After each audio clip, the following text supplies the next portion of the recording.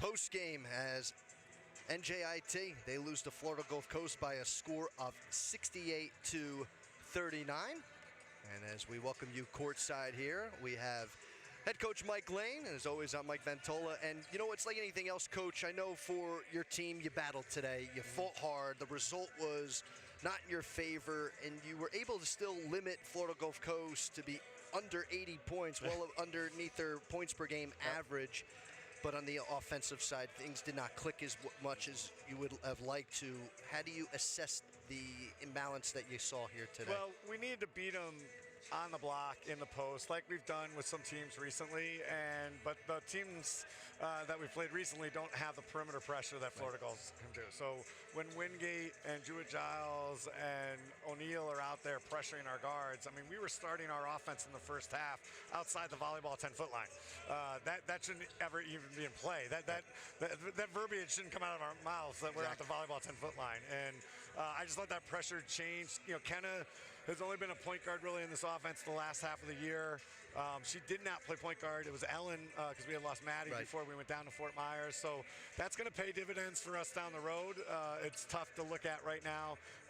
And then I thought we did a little bit over dribbling in the second half, but it was really that. We just couldn't get into our offense as much. We knew that pressure was going to bother them.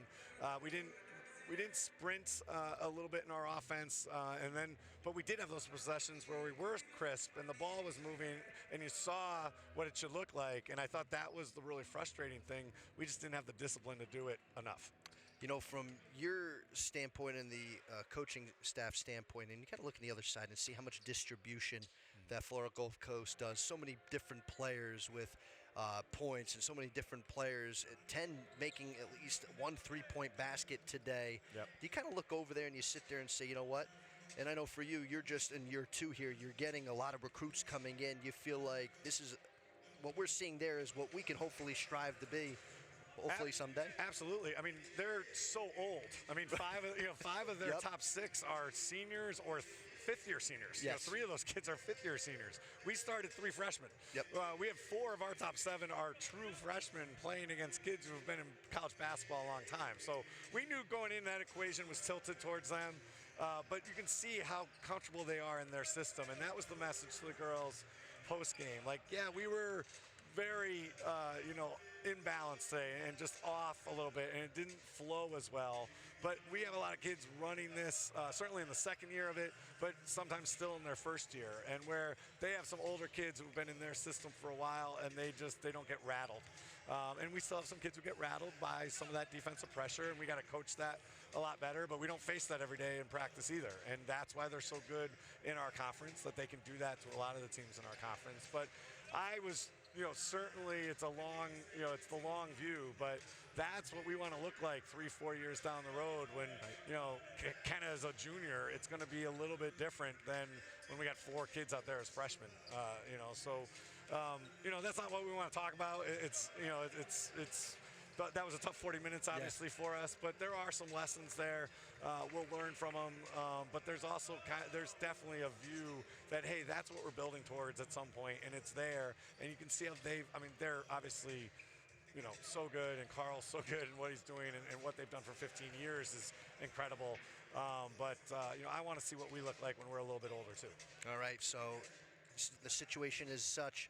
You have Stetson on Monday, final home game of the regular season. I know you just have tomorrow to get prepared for Stetson, whether it's watching film, going through your walkthroughs. What's going to be the message to your team tomorrow to get them ready to go for Stetson on Monday? Yeah, the girls have been really good bouncing back.